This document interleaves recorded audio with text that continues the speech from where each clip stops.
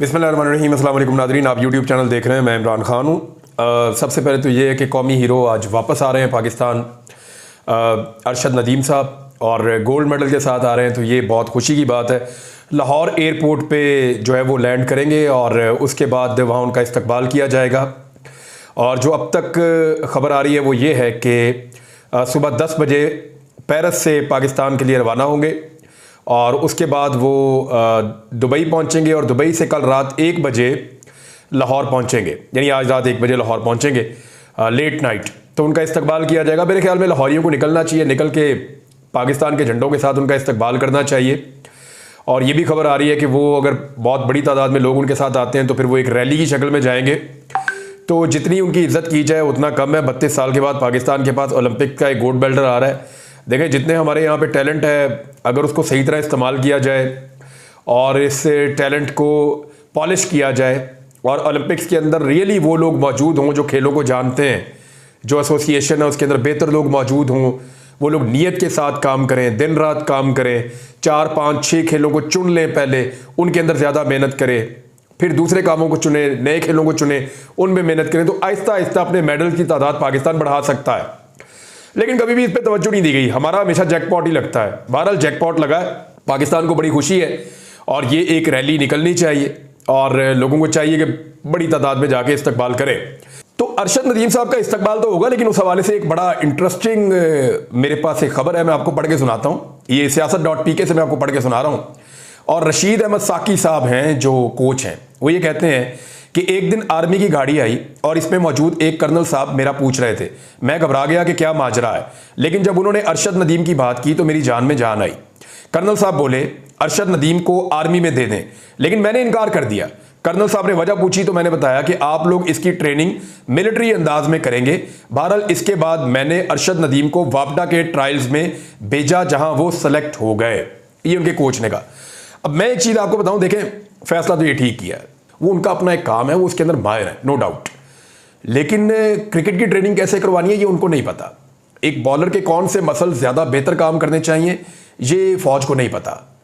एक जो नेजा फेंकने वाला या जेवलिन थ्रो करने वाला एक प्लेयर है, उसको किस तरह मजबूत होना है ये फौज को नहीं पता। अगर फौज को पता होता तो मेरा सिंपल एक क्वेश्चन है कि पाकिस्तानी फौज आज तक ओलंपिक्स के कितने गोल्ड मेडल जीत कर लाई है।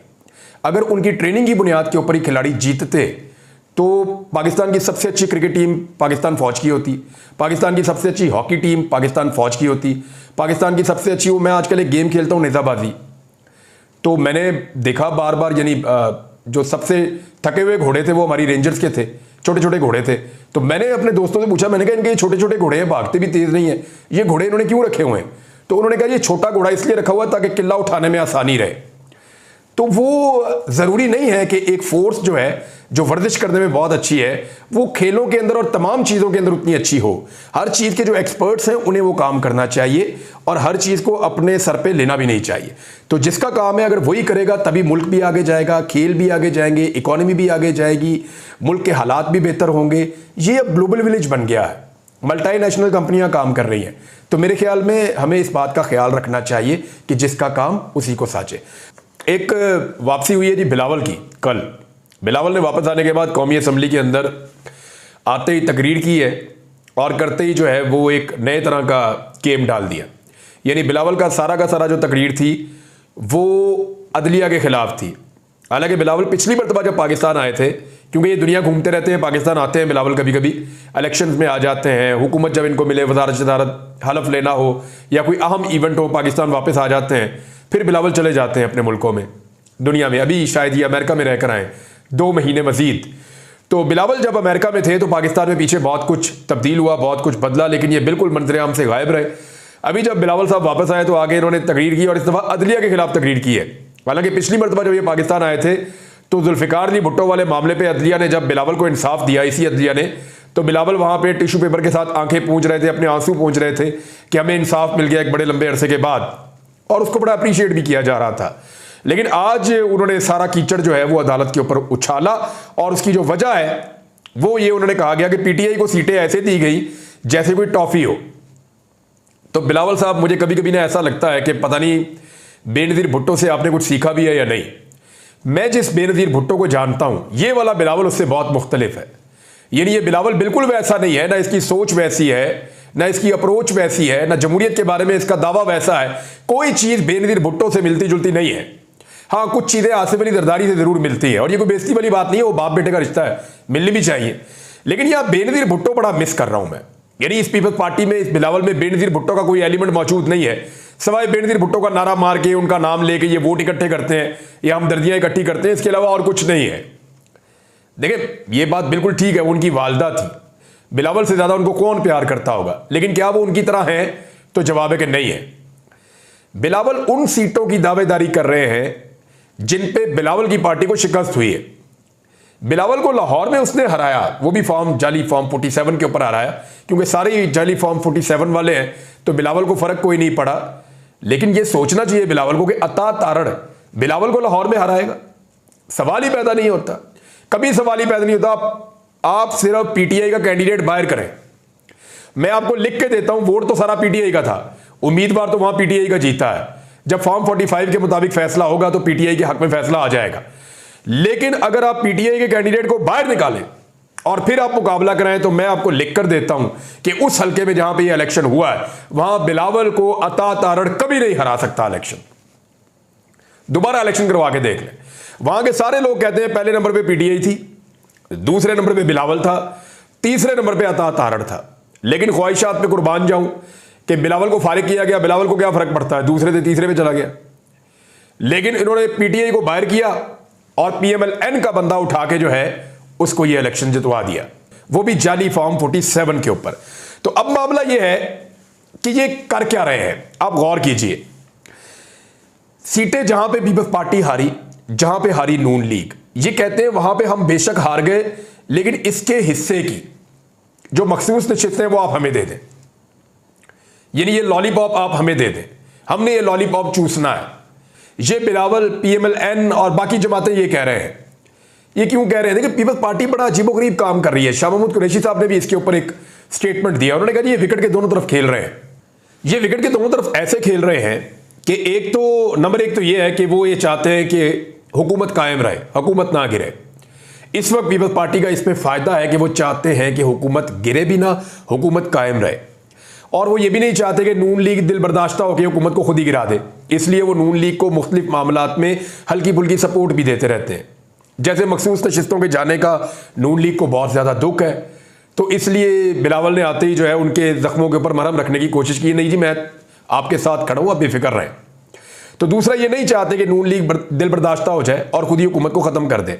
तीसरा, ये एक और गेम भी डालते हैं पीपल्स पार्टी वाले, ये एक ही टाइम में अपने आप को एंटी एस्टेब्लिशमेंट भी साबित करना चाहते हैं और साथ ही साथ जो वफामत की बादशाहत है, या जिसको उर्फे आम में आजकल पाकिस्तान में बूट पॉलिश कहते हैं, तो दूसरी तरफ वो ये वाला काम भी करना चाहते हैं।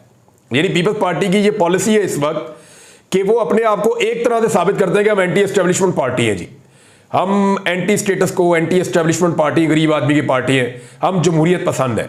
लेकिन दूसरी तरफ वो आमराना हथकंडों को सपोर्ट भी करते हैं और मफामत की बादशाहत के अपने एक फार्मूला पे भी कायम है। तीसरा, वो हुकूमत और अपोजिशन दोनों में रहना चाहते हैं, यानी हुकूमत की सारी बुराइयों के ऊपर खुद को अपोजिशन बनाना चाहते हैं, और अगर किसी चीज़ का क्रेडिट है तो उसमें वो खुद को हुकूमत बनाना चाहते हैं। अगली चीज़ ये है 5वें नंबर पे कि वो हुकूमत के हर बुरे काम में हुकूमत की मदद करते हैं, लेकिन अवाम से हमदर्दी भी जताते हैं। यानी मैं आपको मिसाल देता हूँ, ये जो भी बजट आया जिसने अवाम की कमर तोड़ दी है, तनख्वाहदार तबके को तबाह बर्बाद कर दिया, बिजली की कीमतें कहाँ से कहाँ पहुँच गई, बच्चों की तालीम कहाँ से कहाँ खर्चा चला गया, खाने पीने की अशिया कहाँ से कहाँ चली गई, बदतरीन महंगाई पाकिस्तान में हुई है, इस हुकूमत ने की है बदतरीन महंगाई। लेकिन इसके बावजूद पीपल्स पार्टी ने इन सारे कामों में हुकूमत का साथ दिया। मनी बिल पे हुकूमत साथ, पीपल्स पार्टी साथ है, यानी जब भी बजट पास होगा पीपल्स पार्टी बजट पास करवाएगी, जब भी कोई तरमीम आएगी पीपल्स पार्टी तरमीम करवाएगी, जब भी कोई कानून आएगा पीपल्स पार्टी कानून साजी करवाएगी, जब भी कोई मसला आएगा पीपल्स पार्टी साथ खड़ी होगी पीएमएलएन के।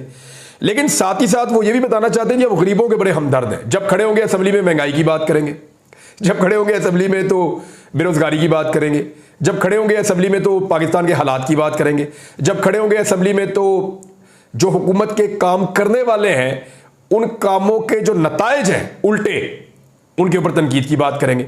यानी आप हैरान हो जाएंगे कि एक तरफ हुकूमत के साथ हर बुरे काम में सहूलतकारी कर रहे हैं, दूसरी तरफ आवाम के अंदर ये तासुर भी रखना चाहते हैं कि हम जनाब नहीं कर रहे, हम तो आपके साथ खड़े हैं। तो ये दो नंबरी इनकी है। और छठी चीज इनकी यह है कि ये नून लीग की हुकूमतों की नाकामियों का मलबा नहीं उठाना चाहते।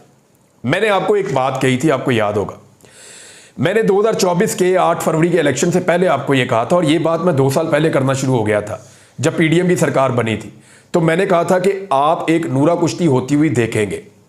आप देखेंगे कि यही बिलावल और यही जरदारी नून लीग के खिलाफ तकारीर करेंगे और ये कहेंगे कि जनाब हमने आपके खिलाफ वोट लेने हैं, आपने पाकिस्तान को लूटा बर्बाद किया, ये अगेंस्ट बोलेंगे। और वो आपने होते हुए देखा 8 फरवरी 2024 के इलेक्शन से पहले।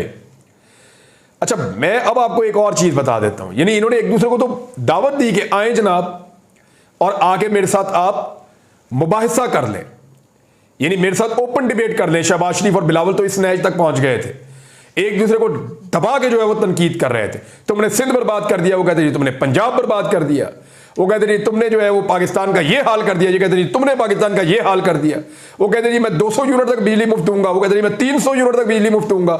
उस वक्त इनका मुकाबला चल रहा था। और आज मैं आपको बताता हूं कि ये कौम की कमर तोड़ने के बाद, कौम को महंगाई के चूल्हे में झोंकने के बाद अब ये करेंगे क्या। मैं पीपल्स पार्टी के बारे में आपको बता रहा हूं, और ये जुमले आपने याद रखने, मैंने लिखकर इसलिए रखे हुए हैं, ये जुमले आपको मुस्तकबिल में सुनने पड़ेंगे। और तब आप याद कीजिएगा कि इमरान रियाज ने आपको ये बताया था कि ये जुमले बिलावल और इनकी पार्टी बोलेगी। जुमले सुन लें आप। हमने आपको भरपूर मौका दिया, आपके हाथ हमने मजबूत किए, आपको कभी हमने ब्लैकमेल नहीं किया, हुकूमत में आपसे हमने वजारतें भी नहीं ली, कोई फायदा भी नहीं लिया, आपको हमने फ्री हैंड दिया, हमारा आप पर एहसान है।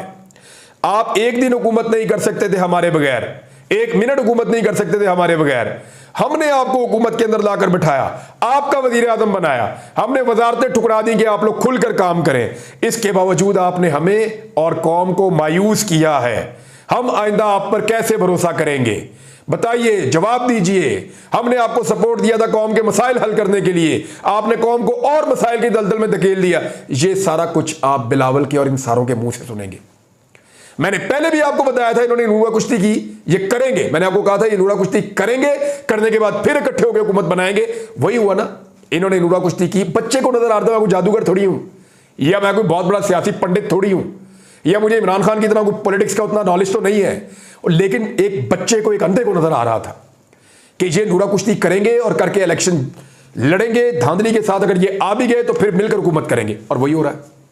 मैं आपको फिर बता रहा हूं कि पीपल्स पार्टी अपने लिए मार्जिन क्रिएट कर रही है और वो यही मुस्तकबिल में दोबारा करेगी। जुमले मैंने आपको बता दिए।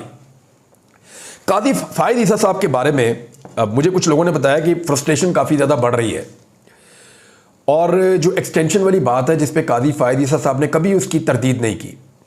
यानी अगर मेरे ख्याल में उनको एक्सटेंशन मिल जाएगी तो वो कहेंगे ये हुकूमत का फैसला है, मुझ पे एक बोझ डाला गया, मैं ये बोझ उठा लूंगा। मुझे लगता है वो ऐसा कह सकते हैं।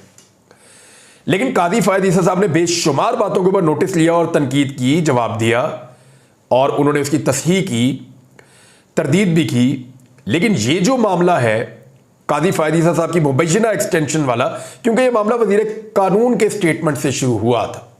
पहले अंदर से खबरें निकलती थी, तब हमें लगता था पता नहीं ये होगा या नहीं होगा। वजीर कानून ने एक दिन कहा कि कादी फायद ईसा साहब को एक्सटेंशन मिलेगी। फिर नून लीग के लोग कहना शुरू हो गए, तो उससे हमें यकीन हो गया कि ये वाकई एक्सटेंशन लेंगे। और कादी साहब ने इसका कभी जवाब भी नहीं दिया, रिबटल भी नहीं आया। कभी कादी साहब ने ये नहीं कहा कि नहीं ये गलत है या मैं एक्सटेंशन नहीं लेना चाहता। तो वहां से ये तासुर बना कि शायद कादी फायद ईसा साहब एक्सटेंशन लेना चाहते हैं। मखसूस नशिस्तों वाला फैसला आने के बाद 2/3 अक्सरियत पड़ गई खटाई में, जो PMLN की है। 2/3 अक्सरियत उनके पास नहीं होगी तो वो आइन में तरमीम करके कादी फायद ईसा साहब को एक्सटेंशन दिलवाने वाला मामला नहीं करवा पाएंगे। अब मुझे ऐसा लगता है कि इस माहौल में एक अजीबोगरीब किस्म की फ्रस्ट्रेशन है। यानी 2 जजेस का जो फैसला आया उसके बारे में जो कोर्ट रिपोर्टर हैं वो कह रहे हैं, और कुछ लोगों ने उसको आर्टिफिशियल इंटेलिजेंस के जरिए चेक करवाया, तो उनका यह दावा है कि वो फैसला उन 2 जजेस ने नहीं, कादी फायद ईसा साहब ने लिखा है।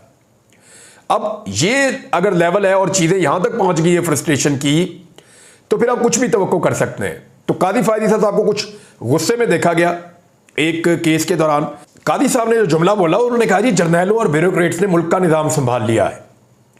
तो इसके बाद जो है वो सूरत मुझे किसी और तरफ जाती हुई दिखाई दे रही है। यानी मुझे खदशा है कि कहीं ये ना हो कि कादी फ़ायद ईसा साहब गुस्से में आकर 9 मई की जुडिशल इंक्वायरी शुरू करवा दें, जो पाकिस्तान तहरीक इंसाफ का मुतालबा है। ये ना हो कहीं 8 फरवरी का जो इलेक्शन है उसकी धांधली के ऊपर जो एक केस आया हुआ वो सुनना शुरू कर दें, और कहीं ऐसा ना हो जाए कि मिलिट्री कोर्ट्स वाला मामला निकाल के कादी साहब वो सुनना शुरू कर दें। ये बहुत इंपॉर्टेंट है, इसको आप याद रखिएगा। कादी साहब कुछ भी कर सकते हैं क्योंकि अब उनकी रिटायरमेंट बहुत करीब आ गई है, और कोई भी शख्स अपनी रिटायरमेंट से पहले इस तरह रिटायर नहीं होना चाहेगा कि लोग उसे गलत अल्फाज से और गलत अलकाब में याद करें। मेरे ख्याल में सबको अपनी इज्जत बहुत प्यारी होती है, और सबको यह लगता है कि वो एक हीरो की तरह रिटायर हो, सबको ये लगता है कि उसका हक है। अच्छा, अब एक आखिरी खबर मैं आपको दूं, और जावेद चौधरी साहब ने भी इसका जिक्र किया और बात ठीक है। नवाज शरीफ साहब खास से डिप्रेशन का शिकार है। उनके डिप्रेशन का शिकार होने की वजह क्या है और वो अंदर से टूट फूट का शिकार क्यों है, इस पर मैं एक वीलॉग करूंगा, तफसीली आपको बताऊंगा। अब तक के लिए इतना ही। अपना ख्याल रखिएगा, अपने इस चैनल का भी। अल्लाह हाफिज़।